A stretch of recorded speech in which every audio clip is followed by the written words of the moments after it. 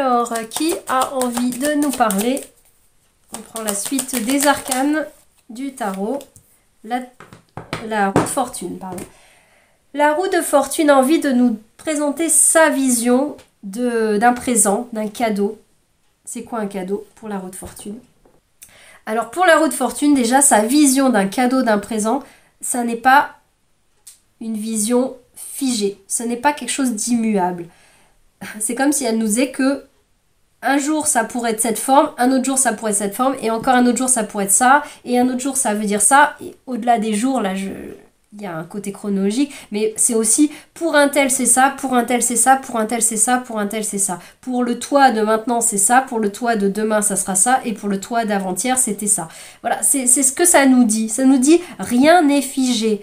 Rien n'est immuable. Dans la vie, rien ne se crée, rien ne se perd, tout se transforme en fait. Et ça, c'est valable pour nous.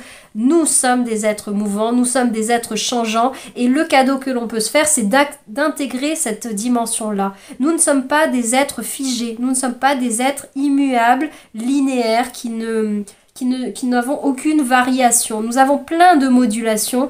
Nous avons des modulations émotionnelles, nous avons des modulations de cycle de vie. Je veux dire, on a des tranches d'âge, on évolue dans le temps, notre corps change, notre état d'esprit change, l'expérience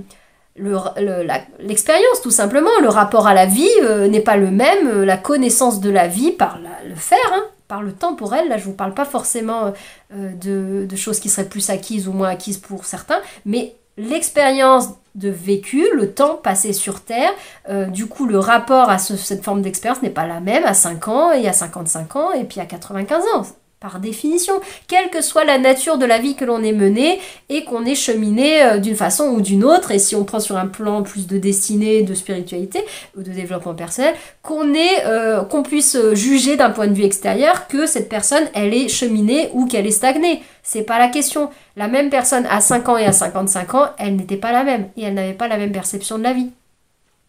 Tout simplement. Voilà, c'est ce que ça nous dit. Les choses ne sont pas figées. On ne peut pas avoir une seule réponse sur cette même question, sur ce même thème de c'est quoi un cadeau. Ça nous dit ça dépend. C'est variable. C'est constamment variable.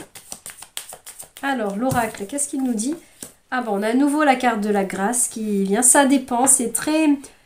ça va beaucoup dépendre de l'inspiration aussi, du flux de la vie. Et là, je pense au flux, aux énergies astrales, astro.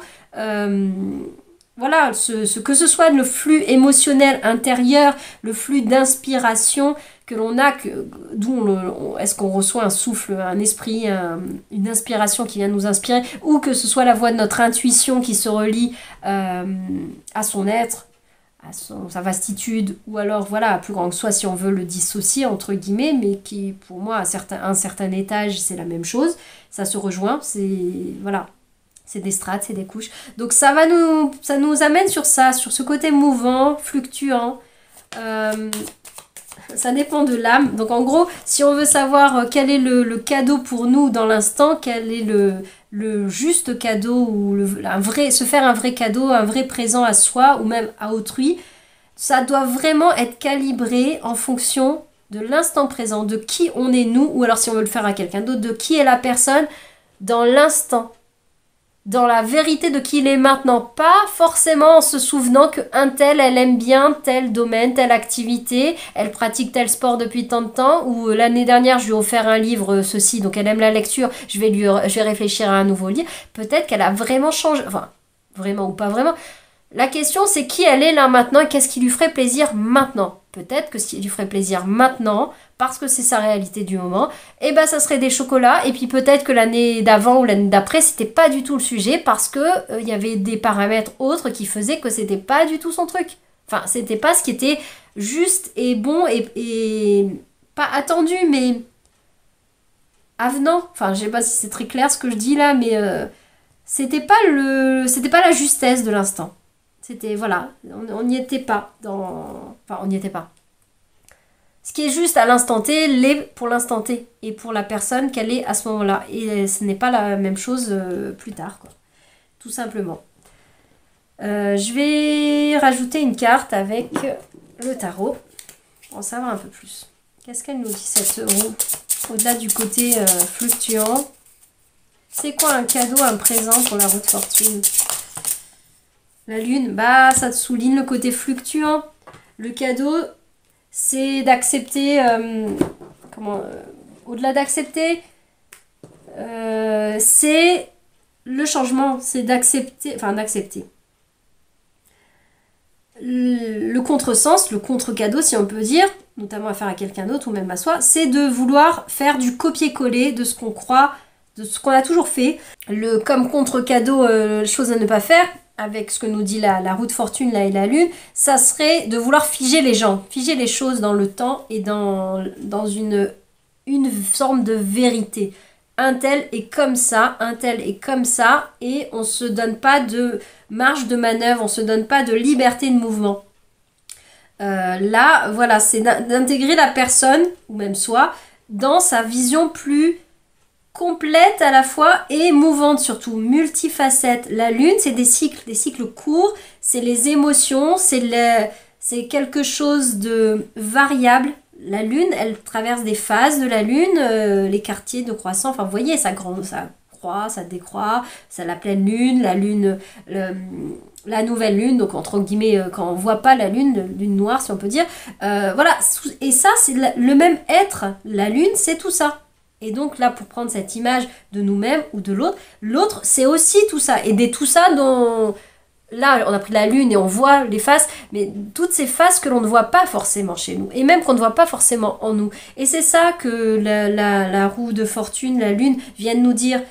N'enfermez pas les gens, et même au travers des cadeaux que l'on fait, que l'on se fait, ne nous enfermons pas dans des imageries figées, dans des choses, des carrés d'ailleurs, des petites cases, etc. Là, on parle de cercle, de cycle, c'est rond.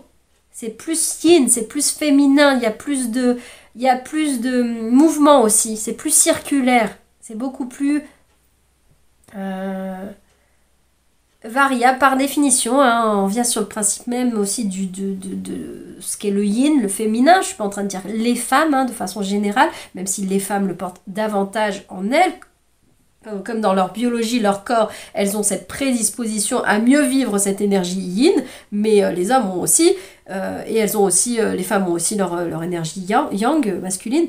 Mais donc, de ne pas nous enfermer les uns les autres dans des catégories, dans des cases, que ce soit de genre ou autre, ou même, je pense même au cadeau à ses enfants, ah bah tiens, mon fils il est comme ça, ma fille elle est comme ça, elle aime ci, elle aime ça.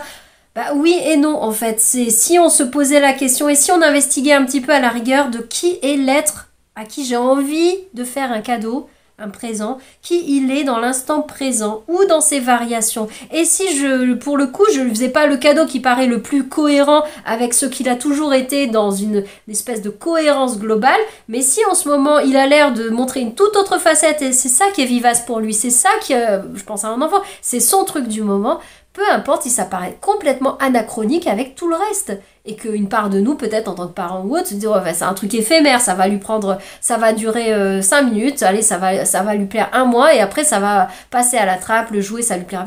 Bah ouais, peut-être. Et c'est certainement vrai. C'est très, très probablement vrai, puisqu'on est mouvant, on est cyclique.